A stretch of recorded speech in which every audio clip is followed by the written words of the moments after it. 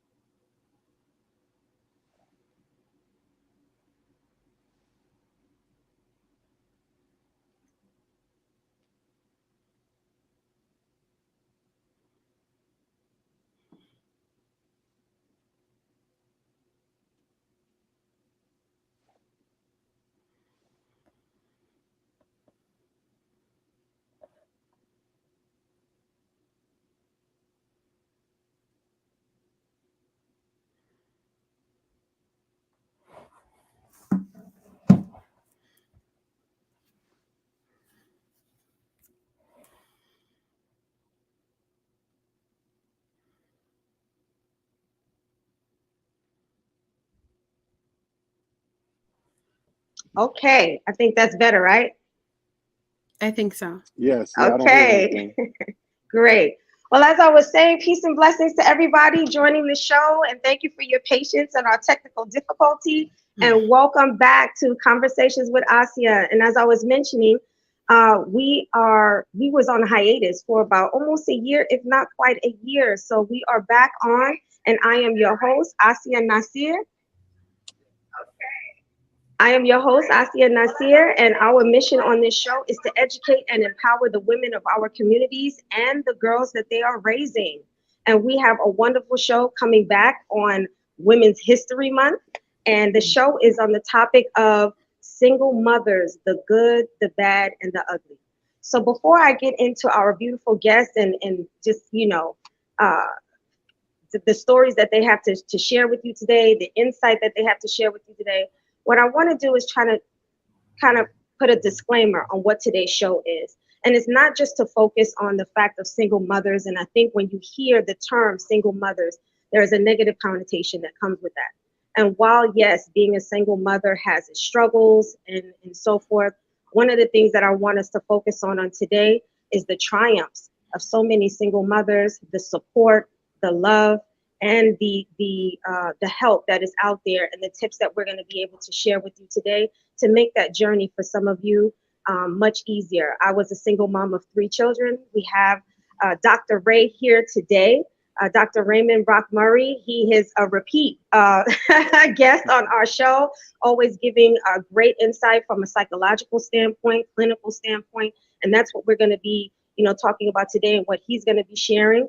And we have our amazing mom, Ivory Rosa. She's here joining us today, and she's going to be sharing her journey of being a single mom raising a young man in America. So that's going to be some good conversation. So, Dr. Brock, we want to start with you today on this topic of single mothers, the good, the bad, and the ugly. And you work with women, in the field of psychology, and you also work with families, in that. So I'm sure you've worked with 2-parent family homes, but you have worked with those that with a single parent, with it being a mother.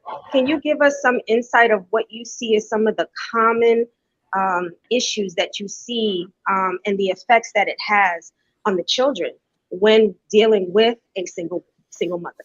Yes. So, and what's funny? First of all, thank you for having me on. I Thank appreciate you. you always thinking of me in these kinds of moments. Alhamdulillah. And so I just want to say I appreciate you for that. And you know what's funny? In all of my preparation, it just occurred to me while you were talking, because you're describing each of your parental experiences. I'm like, well, where do I fit in? And then I don't know how I didn't realize it, but I was raised by a single mom, right? And Mhm. I'm not thinking about that, but I think that that really does color a lot of my experience and what I have to say, not just from a professional experience, but personally, right? What I lived, and I think we kind of talked about that in the lead up to actually going live, right? So one of the first things that I want to start with, as far as the effects on the children, I want to start, as you said, focusing on the triumphs. Um, for a lot of single mothers, right? I want to mention kind of like an idea or a concept that we also have to consider when we're talking about the single parent household being led by a mother, which is that there are some two parent households, right, that are effectively single parent households, Hmm. Mhm. right? So, Yes. you know, there are a lot of women who have a partner in the house, right, who is not parenting with them, Right. right? And when you talk about the families that I see, one of the common things that I find is that when there is a man in the home, sometimes he's a provider, right, financially. So he works, he takes care of the bills, he does all of those things, but sometimes he's like not emotionally present or doesn't Right. have the skills. It's not that he's not invested, we're going to give people the benefit of the doubt, but they don't have the necessary skills to kind of be involved emotionally. And so when you talk about the effects on the children, I want to make sure that this really goes to a lot of women who are single, meaning they don't have a partner, but then Mhm. also women who might be in a relationship and who are doing a lot of the emotional lifting on their own, Right. right? And so I think that one important thing to understand is that what you're doing is critical. There's one sister who I meet with regularly, and I have to constantly remind her, you really need to appreciate yourself, right? You are, Mhm. I'm not like kind of kissing her butt and trying to make her feel special. I'm trying to help her understand the reality of the situation that she's in. If it were not for you emotionally keeping your family afloat, Mhm. then they would all fall apart. Yeah. Right. Yeah. And And that's a all of this, heavy yeah, responsibility. Mm. correct. Which always hits her, like a ton of bricks, and I always hear silence from her. And because Mm. she's like, and it's not a new thing that I say to her. But I have to stop her and remind her, that your children don't have any other resource for this kind of emotional learning, right? And then you try very hard with the father, but he also himself seems to not have Mm. like the capacity. He has his own mental struggles and his brain is wired a certain way. So, Right. but nevertheless, it's left up for the mother to figure this out on her own. And so I want to say that a lot of my comments today for a lot of the single mothers are going to be stop, right? Take a Mm. minute, recognize what's going on. And so, amongst those things that I want you to stop to recognize is like just how emotionally important you are for your children, right? And what they learn from you around how to process their emotions when they experience them, how to identify them in the first place, how to work through them, how to resolve them, encouraging them even to experience them in the first place and not put them Mm. aside. Mm. And so I had a woman, she was going through a divorce, and she said to me, how do I, she's watching her daughter suffer, and her daughter's maybe 2 or 3. And she says, I just don't want my daughter to suffer. I don't want her to be hurt. And I had to explain to her, the only way for your daughter not to be hurt is for you to go back to your husband, right? Go back to him, work the relationship out. You guys live together. It's sunny white picket fence. That's the only way that she won't be hurt. So hurt is off the table. She's going to be hurt. To a certain extent, exactly. Yes, the only thing you have control over is how hurt she is Hmm. and the resources she has to cope with them, That is such a good Yeah. point. And I right? think a lot of us stay frozen Hmm. in divorce, and Mm-hmm. we feel like that is going to be the catalyst for the rest of our children's life. It's going to define their life because we divorced their parent, and they're going to be separate from the home. And I think you bring up a great point. And if I could, just for a moment, Dr. Ray, I would like to ask Sister Ivory, did you Sure. experience that or have those thoughts as it relates to your child, your son's father? Absolutely. I think, as Dr. Ray mentioned, pain is very much part of the human experience, and I Mm-hmm. think accepting that, and as you mentioned, Asia, just moving beyond that, knowing that, okay, this is part of my story. It's not the end. It's not the story. And the reframe has been very important to me and getting like overcoming those hurdles and mental hurdles, because a lot of it, I was equipped with everything that I needed, but mentally, you put a block on yourself, like, what do I do next? Yeah, but I definitely agree with that. Just accepting pain is part of our human experience is so important. With coping with many trials in life, if not all of them, but Mm-hmm. definitely with, experience like this. Yeah.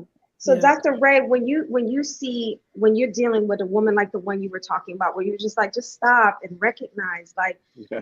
what you bring to the table after the fact, after the Mhm. divorce, and all that you bring to your child.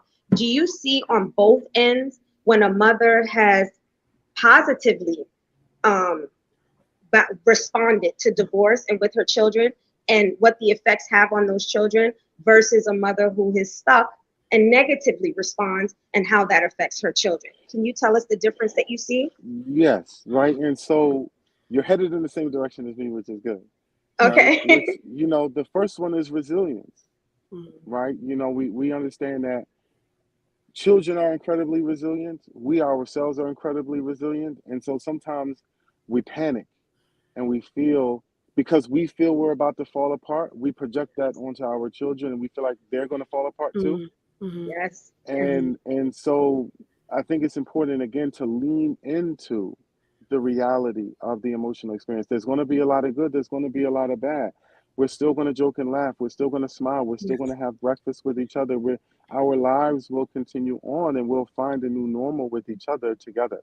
Yeah. And making sure that you're processing that, um, talking out loud to your children, using the words that they might need to use, like kind of giving them the language that they might need. They might not want to say they're sad, even though they are. So if you say to them, "Are you sad?"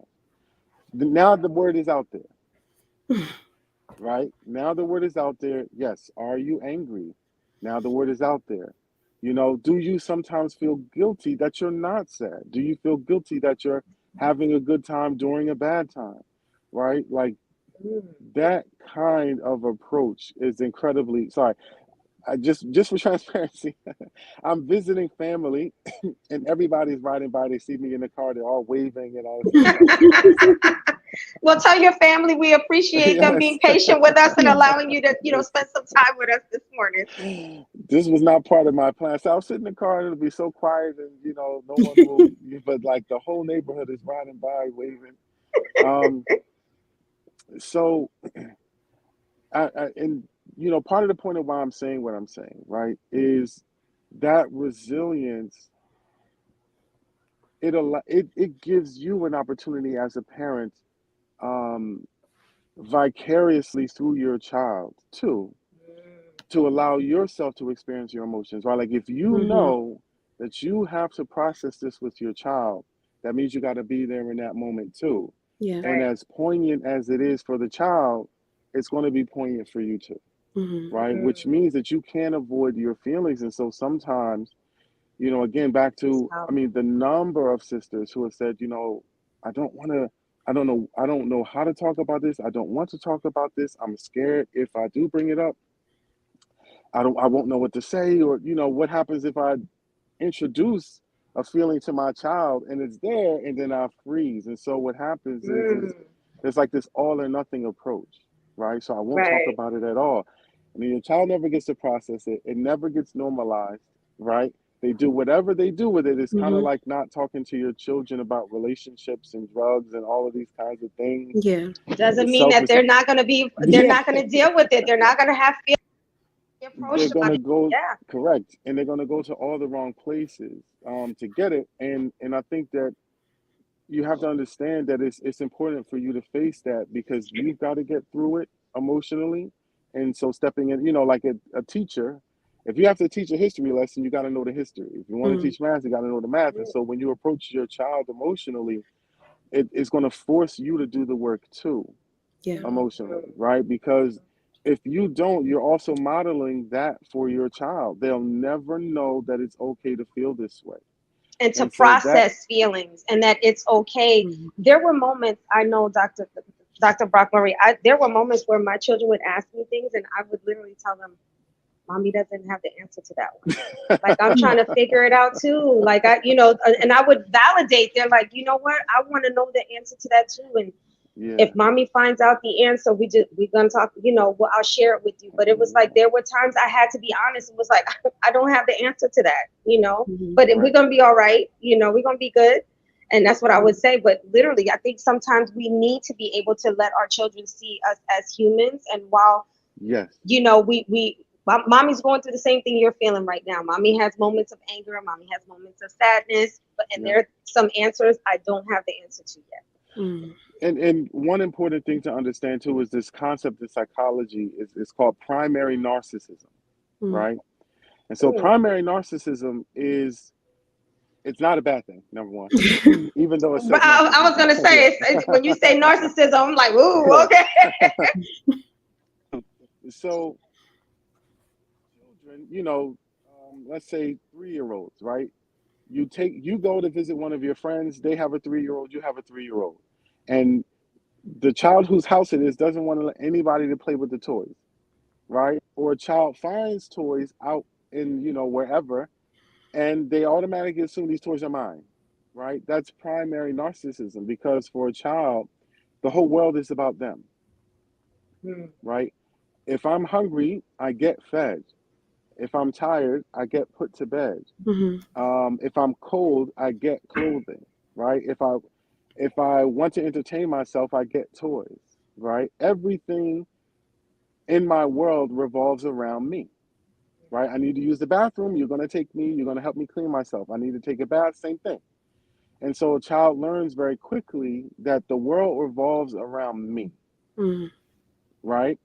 And so if if you don't talk to a child and help them emotionally through what they're going through and give them a context for it, that primary narcissism is going to start to take hold to some degree.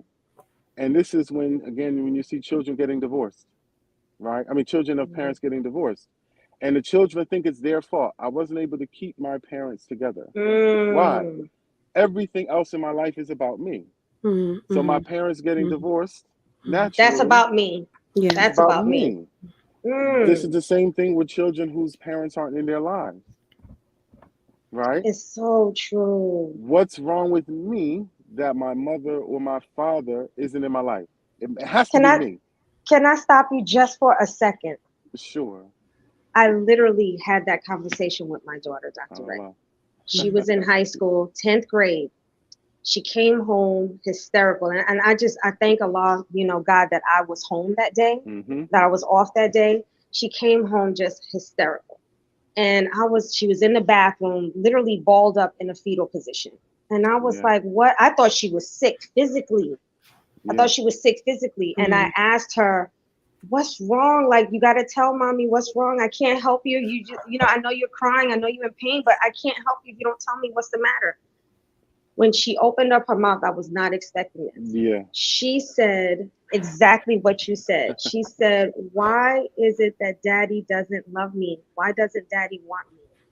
Yep. And I was just so taken back by that. And so when you talk about that internalizing of that it must be their fault, that's how my daughter felt, that there had to be something wrong with her that Yep. made her father not want to be in her life. Can I just ask, Sure. Ivory, in dealing with your son, have you had some of the experiences that Dr. Ray is explaining? Yeah, so it's funny because I'm sitting here thinking about how amazing this is, like a universal type of issue. You're hearing your daughter saying that, some of his clients are saying that, and my son, who's a 14-year-old boy, very recently said something similar. And I Mm, read something once, right, that says something like, people can only meet you as deeply as they have met themselves, right? So Hmm. based off of that, I'm talking to my son and I'm like, it's not, because I think it's twofold. It's important for the child to know that it's not their fault, but also to know that the absenteeism of the parent may not also be an intentional or thing done out of negligence or hatred, but maybe just like a walk in their own life, somewhere where they Hmm. are, some place that they have not reached yet, and their absence is not due to maybe even not loving you. I think that's important because it's easy to tell them, like, it's not because of you, but there's still the answer of, well, why, right? Hmm. mhm. So just helping them to understand that the absentee parents hasn't reached this point in their own life to be able to give you something is also as important as helping them to understand it's not their fault, if that makes any sense. It does. It absolutely makes sense. And it was something that eventually was a conversation that me and all of my children had at one point because they all felt that way. And I got from both sides. I Yeah. know that I knew their father in a different light, obviously, and had conversations with Yeah. him, and then also had conversations with my children. And one of the things that I told my children was, even though mommy and daddy are not together, trust me when I tell you, daddy does love you. Daddy does love you, but they knew of certain things because, as they got older, they started to learn about his experience as a child with abandonment, his experience with, neglect. And I was like, so daddy's ability to be able to show you love on the level that you may need, daddy's just limited in his ability to do that, but it's not because he doesn't love you. It's just that daddy's never experienced certain things, so he doesn't know how to show it, even though that's how he feels. Yeah. So my kids were able to kind of empathize with their dad versus being angry with him because it started to develop into anger. So yeah, so what you're saying is spot on. I agree. It really is. It's letting them know that it's not about them, and it's the why. So it was trying to sharing what their father went through Yeah. as a Yeah. child and Yeah. what he lacked in. So it's really important to give context to what they see or what they're experiencing. Yeah. If you don't fill in that blank, they will, Yeah, they will. Mhm. Yeah. right? Yeah. And they usually fill it in with something negative, and it's Yes. usually something that pertains to them. Yes. Absolutely, Yeah. absolutely. Yeah. What If are you some of the? Go ahead, Go Doctor Ray. ahead, please, please. No, no, it's okay. I was gonna say, what have you seen, like in your experience in the clinical field of mothers who have become very intentional? And this is where after this, I'm gonna go to you, Sister Ivory. But Dr. Ray, what are some of the triumphs that you've seen when a mother who maybe when she initially got to you, she was not at her best, but through work and through, processing her own feelings, you've been able to see how that has translated to her children, for herself and her children, I should That's so you're going again. You're going where I'm going, say. because I think the one message that I wanted to convey before I have to go is the importance of self care, right? Um, and I'm going to sell it to the audience, because I feel like in my experience it's hard to when especially when working with single mothers to say, hey, you need to take care of yourself, you need some time away, you need a break. They go, oh no, they Yeah. resist me on it, right? But then I usually say, yeah, but that would be great modeling for your children, and they go, oh, okay, yeah, you're right. Then all of a sudden it's like, okay, I'll do it. Which both are true, right? But I find that one approach works more than the other. Hmm. And so I wanted to mention that you have to taking care of yourself, um, is important because if your children need you as a single parent, but they need all of you. And in order for you to be at your best, you must be at your best. Yeah. And so that means you can't cut corners anywhere. And the one corner that a lot of single mothers cut is their own self-care. Yeah. You know, and you don't realize. No, I can tell you that one of my proudest moments growing up was when I was in college and I had to tell my professor that I was going to miss class because my mother was graduating with a master's degree, Aww. right? And I Yeah. didn't realize how proud I was until I started to tell him, you know? And so, like, seeing my mother achieve those things, seeing my mother, like, go back to school and watching her do homework, you know, at the dinner table while I'm applying for college and all of these things, like, I know what it did to me. My mother prioritized herself and her needs and to revisit her goals. Could you share could you share with those that are tuning in, what did it do? Because I think sometimes mothers, we don't feel like it's translating to our children because our children may not Mm. verbalize it in the moment. What Mhm. did it do for you, Dr. Ray? Well, Seeing your I mom think do all those things. it made me proud of her. I don't think I had ever really been proud of my mom. You know what I mean? Because I'm the child. And so it's more like they're proud of you. But I found myself really proud of her, right? And so it made me feel like I can achieve things. You know, there's so much that's possible in life. You can focus on your goals and really do whatever it is that you set your sights for. I have a great example in this person. And so I think it was very inspirational, right? Yeah, And yeah. so I say that to everyone in the audience that the importance of self-care, it you would think that it's all about you, but believe it or not, your children are watching everything that you do, right? Yeah. And we talk about modeling emotions, modeling language, and all of those things, but you also have to teach your children how to take time for themselves, how to be alone and reflect, which is sometimes what we avoid. You know, I have one sister who I recently started talking to, and then I'll let you go. Um, there was one sister, I've been saying this to her for a couple of years, right? And she says, no, no, no, no, no, no, no, no, every time. Until recently, last week, she was like, yeah, I think that's what I'm doing. Mhm. She's focusing on the needs of her family so that she doesn't have to focus on her own self Her. Yeah. because she's afraid to approach herself. Mhm.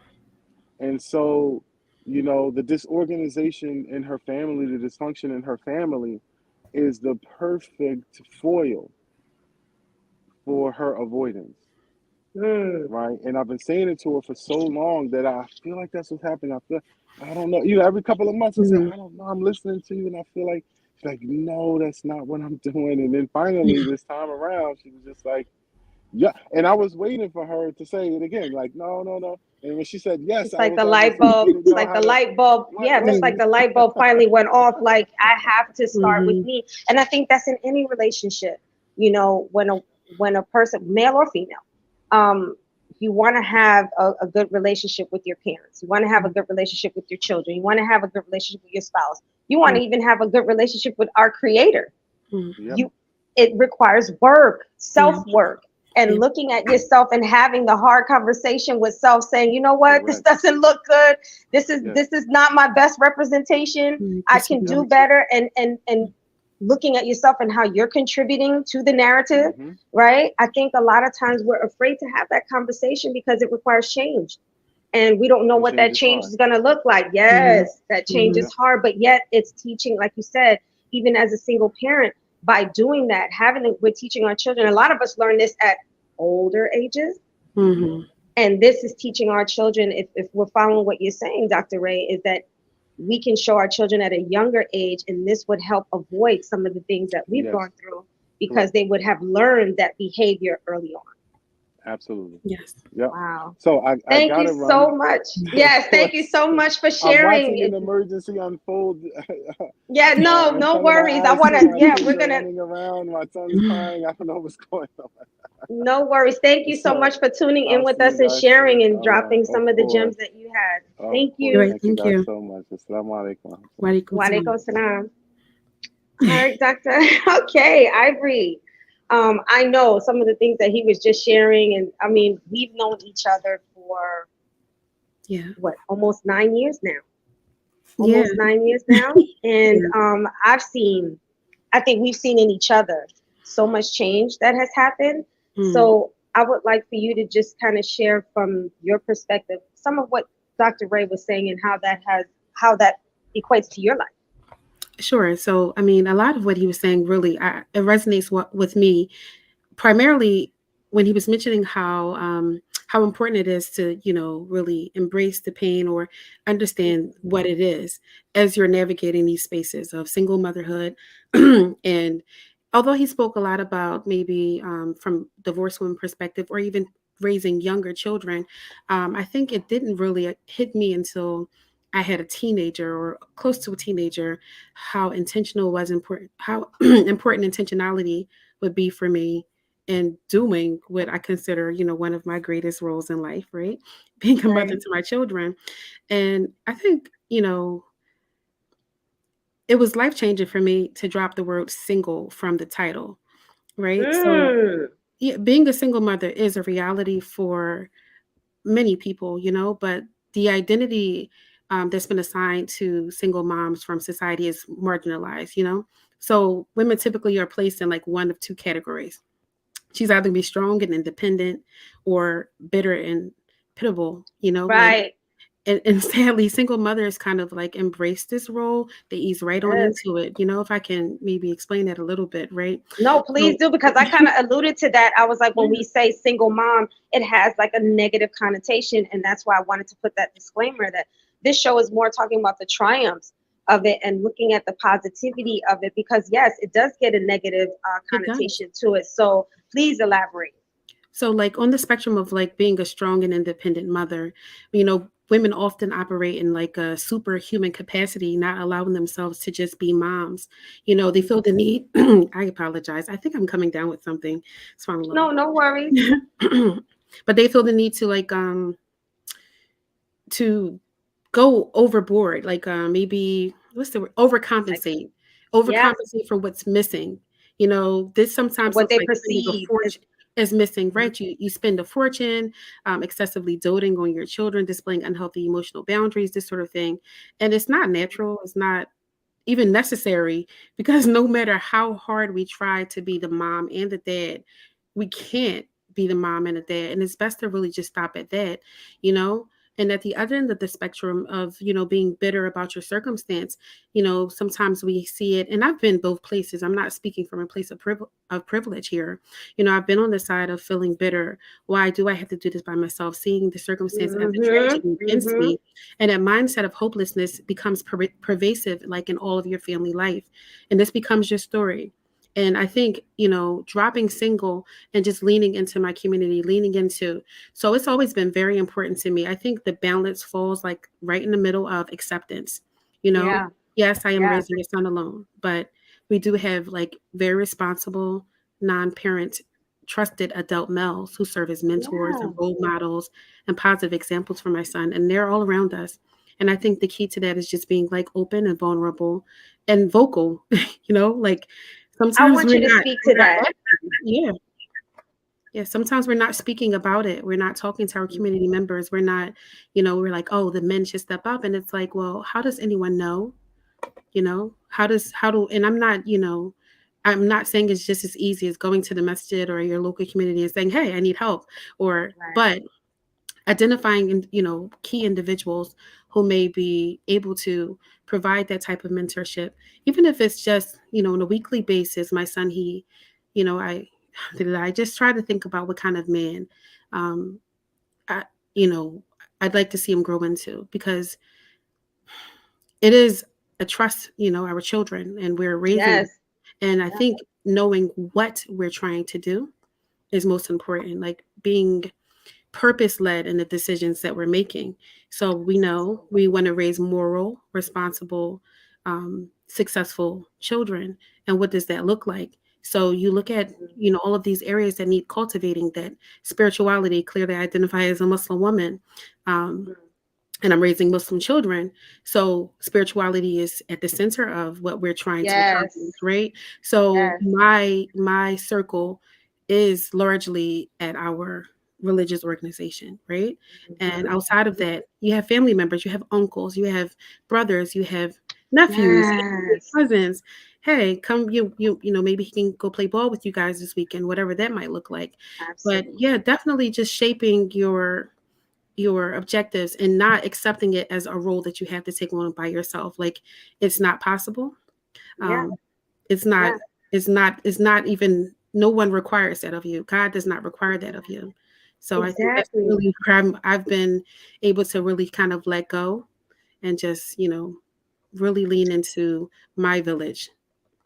And I think that's such a great point that you bring up. And I think a lot of times we hear terms or hashtags as we call them today, and but they really are, they're speaking life into a situation if we would but only listen. So when Mm-hmm, you hear the term, it takes a village, mm-hmm, mm-hmm. we hear it all the time. Like I've heard that term when I Yeah. was little, from the time I was little up until now. And I don't think that we take it seriously, like what that means.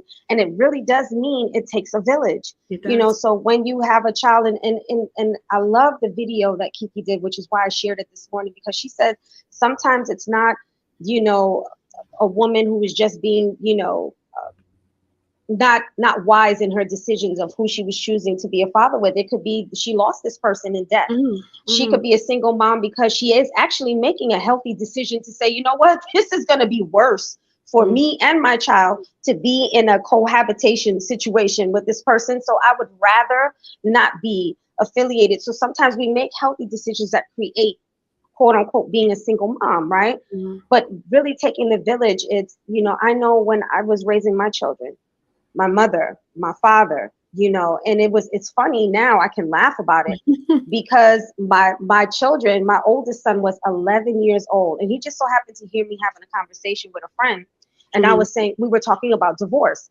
and I was saying, yeah, my parents divorced when I was, a grown woman with children. My parents were married over 25 years. Mm-hmm. And my son just so happened to be in the kitchen. Now, mind you, my mother lives in one place, my father lived in another place. Mm-hmm. I just assumed that my children knew. My 11-year-old son, this is how much his village was so, in his life. He looked at me and he said, Grandma and Grandpa are divorced. And I'm like, and I'm looking at him like, you didn't know that? And he's like, no. So we, having surrogate, having those uncles, having like my sons, my children, they Yeah. listen to old school music. Why? Because of my father being in their life. They listen Mm-hmm. to Spanish music, and because of my mother, and learning how to bake. And so it's really incorporating. And I think sometimes we look at asking for help Mm-hmm. as negative, and Mm-hmm. people are willing to actually be there for you if Mm-hmm. you would, as you mentioned, being vulnerable. So Mm-hmm. Yeah. what are some of the things that some of these surrogate, fathers and things have done for your son, who I've seen grow up from literally little, and now he's taller than me. Yeah, 5 to 8 now. Yeah. So I mean, I think um what's been most instrumental is, lining up his life in our masjid, in our religious organization, organizing time for him to be there without me. And Mhm. I'm very, like, I used to be very much a helicopter mom. I'm very recently, I mean, sometimes I can be. We recently Yeah. traveled, and I think everybody is always was constantly answering the question where my son was, because I'm like, have you seen him? Have you seen him? Have you seen him? I'm constantly, like, looking. But just me kind of like being okay with him spending that time with, and I think that's where that your choice there also matters. It should be a responsible, you know, adult, someone who you feel like you've looked at them and you can admire some traits that they have and the way that they move, and you say, okay, I think that this would be good mentorship for my child. So you're Right. lining your child up with that. So if that's in your religious organization, which, I mean, that's where I'm going to start, Mhm. because Mhm. I truly believe, part of the purpose that we have in these children is that we're raising um, moral human beings. So Right. him being at the masjid, and he's there every Sunday, um, and he's there all day, surrounded by who I see to be great men. And Yeah. I try not to interfere when I see maybe one of them correcting him about something or directing him in a way. I'm listening because I Mm, want to know what's going on. I want to maybe keep an eye on it, but I just let it go. I just let him learn his lessons outside of me. And I think that's yeah, super important. And that may be at like a local rec center for you or, wherever else, but definitely take I think the key is really just knowing that you can't, like, you're not doing it by yourself because you can't do it by yourself. absolutely. As single mothers, we take it on too much, like, oh, this is something that I should be trying to do. I don't need a man. And it's not real. It's not true. Right. And I Embracing think that's, has been key. Yeah. yeah, and I think that's so important because part of the theme is, single mothers, the good, the bad, and the ugly. And I think that's where the ugly comes in, is when we do try to do everything on our own. Hmm. Don't ask for help. Don't reach Hmm. out to that best friend. Don't reach Hmm. out to that aunt. Don't reach Yeah. out to that cousin that you've grown up with, that you love and you trust, and yet you don't open up that opportunity for you to have that downtime, that me time that Dr. Ray was speaking of, Hmm. because that's when it can get ugly, and that's when anger, a child will do something that's very minuscule Hmm. in error, but Hmm. you'll blow up at this child Because you're because taking of on too just much. your Yeah. frustration. Yeah, because you're taking on so much. Your frustration or your tolerance level is so shortened by it, and that's why I think that's where things can get really ugly, and then children start developing anger issues, behavioral issues, and things like that, because of not being balanced and looking for opportunities for our children to have mentorship, guided mentorship. I'm not a proponent of just put them in anything, but do your research as a Yeah, parent. for sure. Do your research. Make sure that this is reputable. What are other parents saying? What are other children, saying about, the places that you're going to? What are the results? My mom was always, she always used to say, or she always still says, the seeds are, the fruit, you'll be able to see that in the works. Like, you'll be able to see what it produces. Yeah. So look at what it produces. Does it produce what it is that you're looking for? Hmm. So when you mention these are men that I look at, and you're watching the people around them and what they have developed to become, that's a good reference point to say, Hmm. you know what, this is a good mentor for my child, whether female or male. Hmm. I think it's really important. There's another thing that I definitely want to make mention, just in my observation of watching you, Ivory, Hmm. and that when we were talking about being intentional, Hmm. um, how you're raising a young man,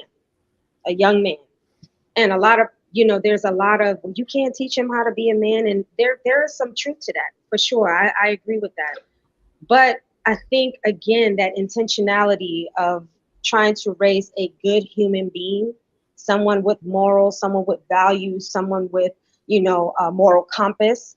I see that in you, Ivy. And one of the other day we were talking, and I didn't say it at the time, but I just thought like, oh my God, that's amazing that my friend is doing that with her son. And you mentioned, oh, my son, we have a neighbor who needed to have her grass. I think it was cut or needed to, be, just trimmed or something, needed to be beautified. And you said, I'm taking my son over there to do this and that. And I thought that was amazing. And I was like, that's, when we look at what men do, or, Yeah. what we feel men do to maintain their home, when Mm. they have a family. And I was like, that's so intentional on her Mm. part, that although it's not his responsibility, that's not his family, you're creating that sense of responsibility. So I want to ask you, where did that come from, and what was your motive behind, your intention behind teaching your son to do things like that? So I mean, it's so this has been a journey, right? But I'll tell you this. I study everything. I'm one of those people that, like, I know that there are ways to do everything. I'm not, a fan of reinventing the wheel. So everything that I want to do, I just try to figure out, well, how can I do this? How can I do this well? Who's done it before me? And I think this is really key for all of our everything in life, like knowing that people have preceded you in these things and who's made these mistakes. My reference point is always going to be faith for me. So looking at faith, for example, in the Quran, I was looking about like all of the mention of mothers. Of those examples, primarily they are women where the father isn't mentioned. I'm not going to say there aren't any father in the picture. So, for Right. instance, thinking about Mary, the mother of Jesus, alayhi salam, right? Yes. Thinking Yes. about Hajar, the mother of Ismail, the wife of Abraham, right? Mm-hmm. Um, Mm-hmm. Thinking about, just thinking about these examples, what I saw is that, or the mother of Moses, right? And subhanallah, I've had the pleasure of sailing the Nile in Egypt when I was Yes, there. you And do. one of the things that came across my mind, I thought Can I about, just make mention? It sure, wasn't just you, Ivory. You also took your son. yes. So The when I one was, that we're talking, he actually got to experience, learning abroad at such a young age. So you took him on that journey with you, yeah, which again, I think again, is just intentional about what you want to present and bring to your child. So a positive response to mhm. divorce not being the all and be all, No, yeah. So my you son and I, know? we did live in Egypt, and our time there, it was him and I. And one of the Mm-hmm. things that came across my mind, just in the moment of wanting to just be reflective of our circumstance, we're here, and I'm sailing the Nile River, and I just thought to myself, wow, could I have ever fulfilled the command of God to put my baby in this river I and thought do about that something, too. such a huge and challenging task. And the reality Yes. is, we are tasked with a lot of very difficult things as mothers, and as mothers in general, and as single mothers, we're tasked with a lot of difficult things. And you look at how that played out. And those, examples, the mother of Musa, Beautiful she example. placed her baby in the house of a tyrant, and he became a Mm, messenger of God who he spoke to directly. And yes. Hajar, the mother of Ismail, he became a messenger of God. She was left alone when Abraham left her. I'm sure there was some fear about what to do next, but her faith dictated that she stay obedient. She stayed the course, and she raised a messenger of God who went on to build the house of Allah, and Maryam, her honor and reputation were on the line. And she's the mother of Jesus, who Yes. spoke from the cradle. He was giving great miracles. And I'm saying that as a reference to being a single mother doesn't necessarily mean that you can't produce great results. That's one. But Yes. when I looked at what kind of man I want my son to be, I'm thinking about all of these examples. I'm studying what it is that we're looking for. And it was really important to me that service is built into that. It's still important to me. He knows you have to give.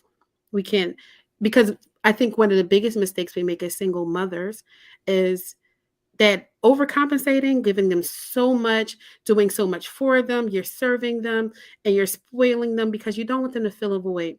There is a void. There is one. Let's just accept it as it is. There's a void. Exactly. And that doesn't mean that now you're entitled to all of my, every 100% of me, because we can't, as Dr. Ray mentioned, Mhm. you can't give, a person that has nothing can't give anything. You can't give your Exactly. children something if you're not replenishing yourself. So Absolutely. his service inside of his home is something that he's aware of, and outside of his home he is aware of.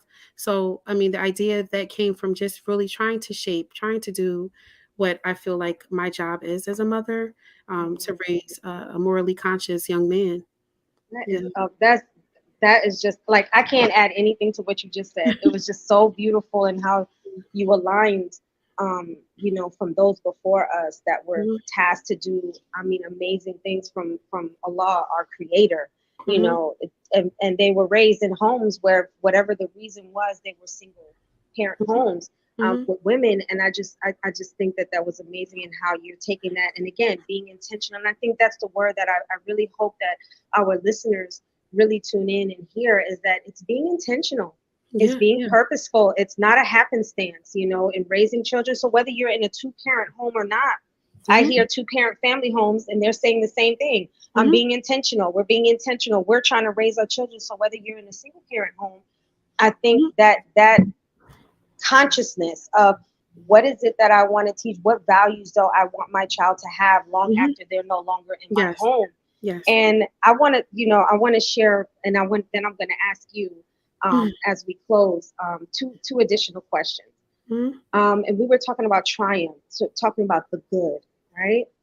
So I raised three children, two boys and a girl. And yesterday, I tell you, it's probably like a culmination of that. I was so emotional when I got home yesterday. So my son, my youngest son, so I'm an empty nester. I have no babies anymore in my I home. My know. all of my children are grown, right? Oh gosh, yes. So my oldest is 28. My daughter's about to be 26 at the end of this month, and my youngest is 23, and he'll be Mhm. 24.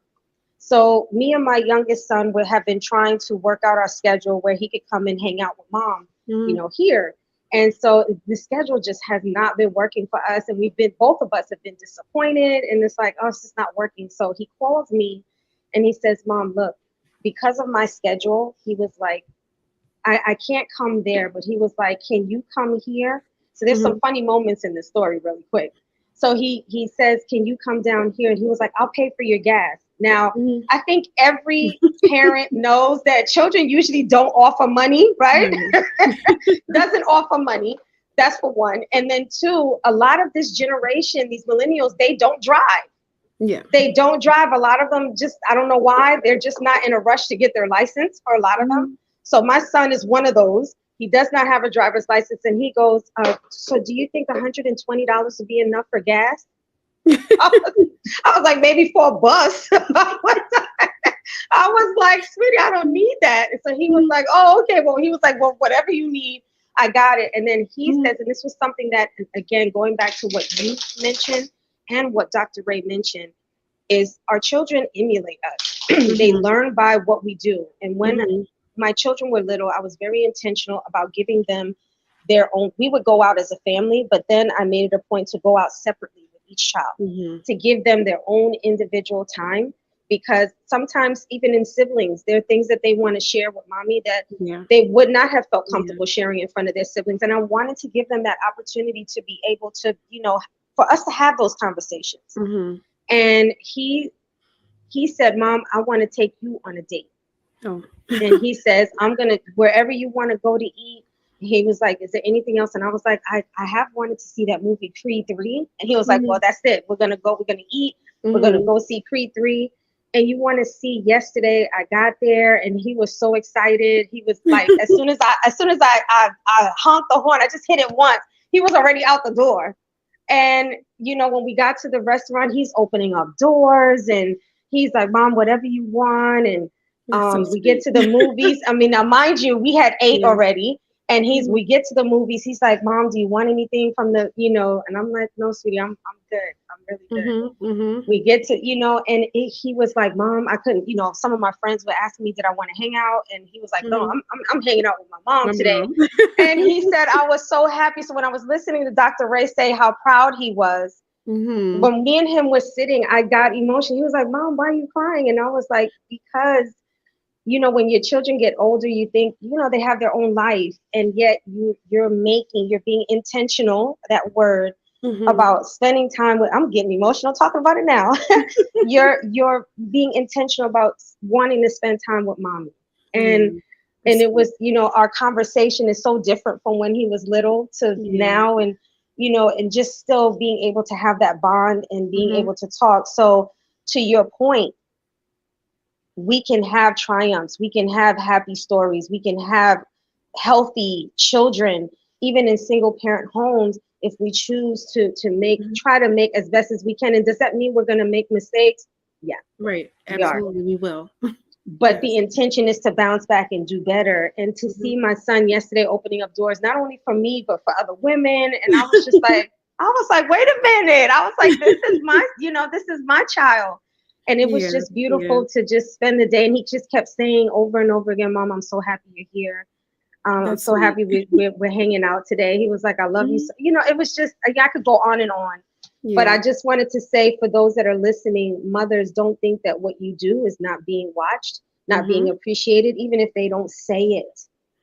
It will manifest itself in time when they do have the vocabulary to say and For express how sure. they feel, and they have the ability to spend money on you. They will. Mhm. They will. Yeah. So Yes. sometimes you think that it's a thankless job, and it's not.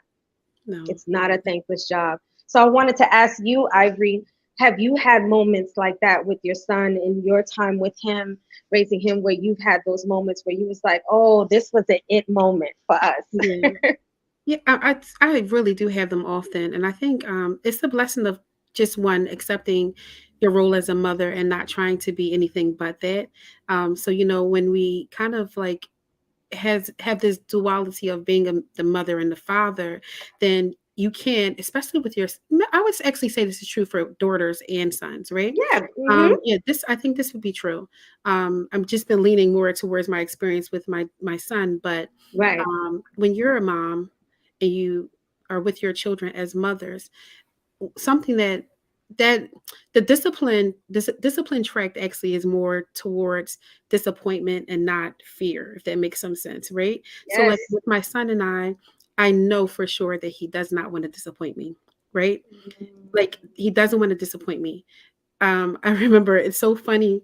I bought I recently moved. I bought a table, and at the store, I put it behind the car.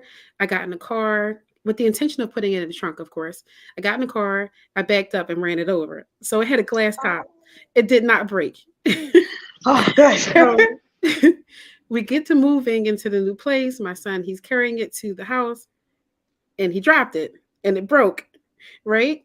So he's like all day, Mom, I'm so sorry. I'm so sorry. And I mean, I really couldn't do anything but laugh at the fact that I ran it over with a car.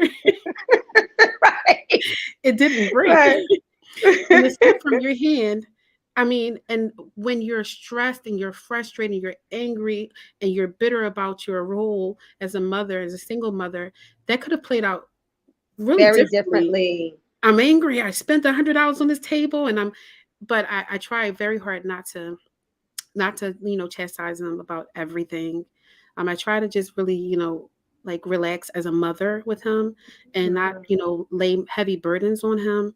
And it served us well in our relationship because I know that he does not want to disappoint me. He's always seeking my pleasure, and I think it's been good.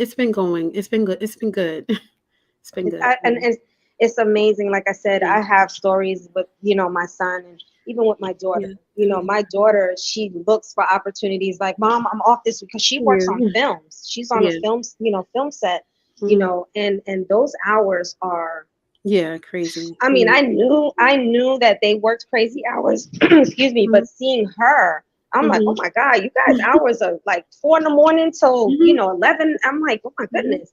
And she looks for weekends when she's like, it's a 3-day weekend, Mom. She goes, I'm coming to your house, and she stays with me. And it's just, to see her journey, Mhm. coming from a single mom and really struggling and having those typical issues of looking for validation elsewhere because Mhm.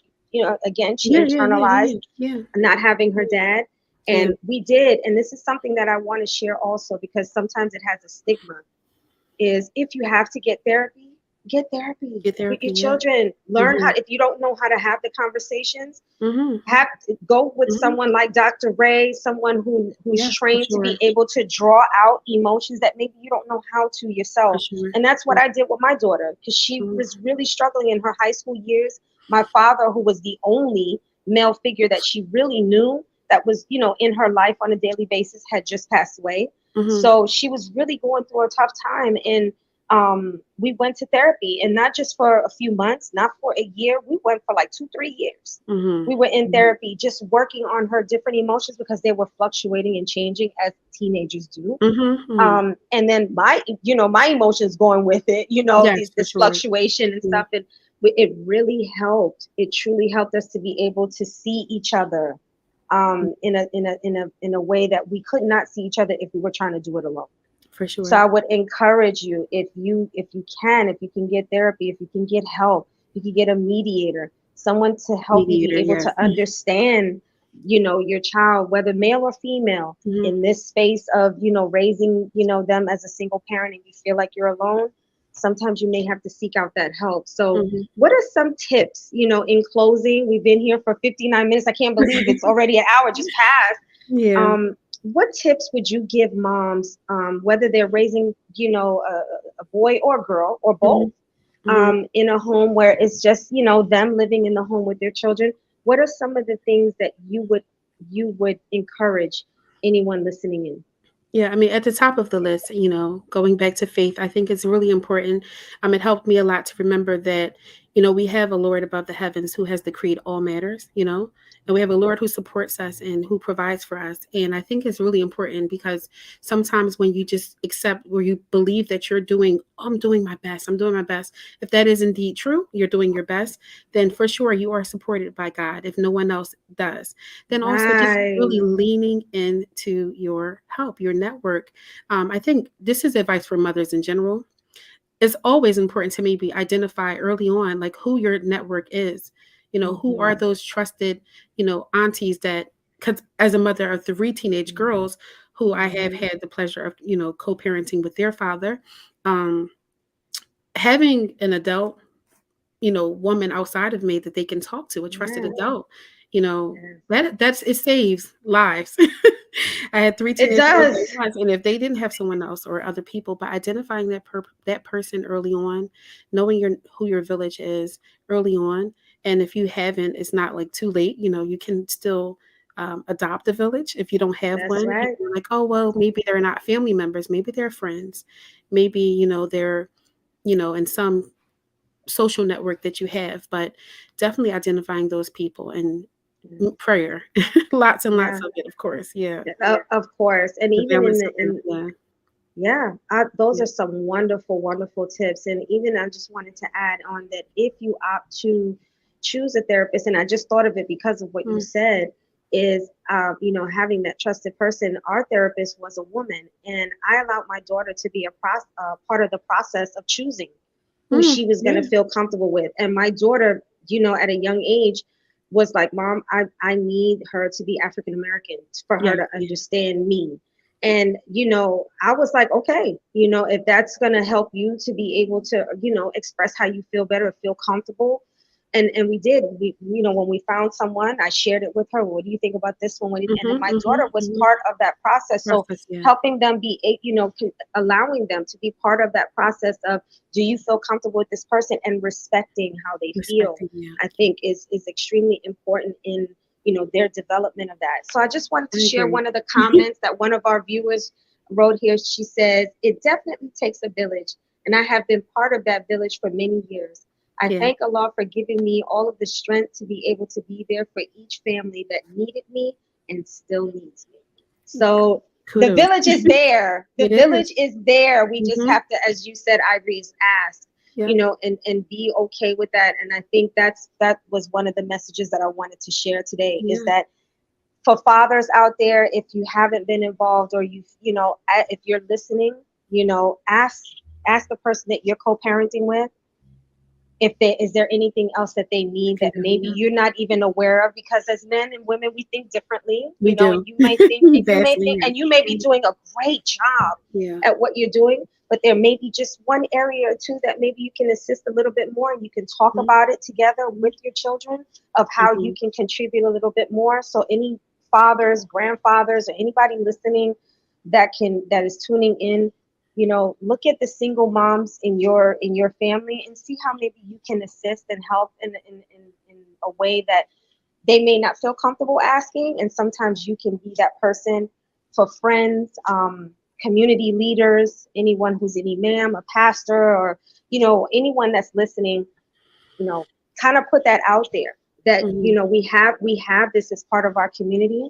And sometimes people are not always so quick to ask or feel comfortable to ask. And Yeah. sometimes if you see the need, That's if true. you're Yeah. going out, yeah, if Yeah. you see that there's a child that the parent may not be able to, what, we'll take care of that. We got that child, we're paying, we're all going roller skating, so we're going to Yeah. pay for that child to be able to attend, so that child doesn't miss out, and that parent Mm-hmm. doesn't have to you know articulate that they're just not in a position to do so. If you're doing something as a family outing, invite that family who has a Mm-hmm. single parent, and Mm-hmm. help them come and experience what it feels like to just have a day to themselves.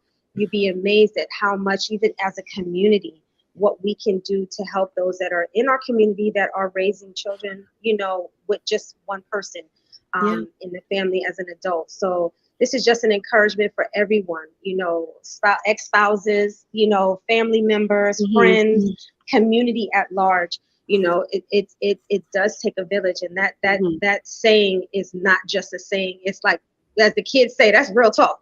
No, really. Listen, we need Seriously, that. yes. And Mm-hmm. yeah, you know, Yeah. and in all faiths, whether, Yeah. you know, you and I, we're obviously Muslim. And so our faith is Islam, but even I was raised and, you know, Christian and reading the Bible, Mm-hmm. it's in there. Yeah. Yeah. You know, Yeah. Allah's word is constant, you know, to give and to help others. So this is, you know, I'm imploring to you, there are triumphs and you can be part of the triumph of the good, you know, and minimize as much of the bad and the ugly. So For that is sure. what I want, you know. So thank you so much, Ivory. Thank This you was for just a having beautiful me. conversation. Thank you.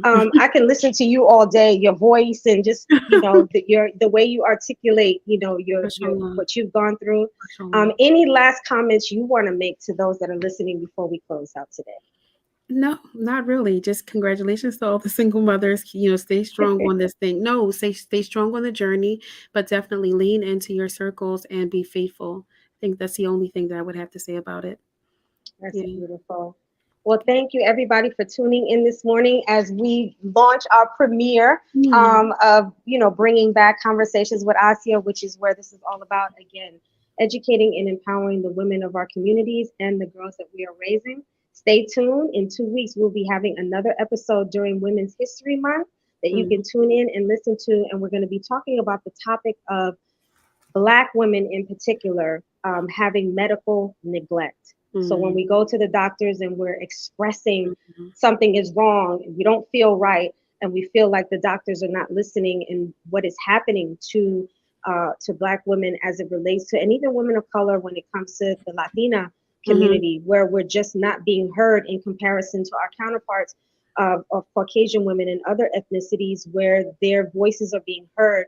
What are some alternatives that you can do, and what are your rights, and knowing your rights of what to do if you find yourself in that situation. So we are Sounds really here to empower and educate. So Ivy, thank you so much for joining us today on the show, and thank I you. wish you continued, and I make dua for you, prayer for you all the time, for you Of and your course. son, as you Same. are one of my closest companions. So thank Yeah. you so much for joining us on this show today.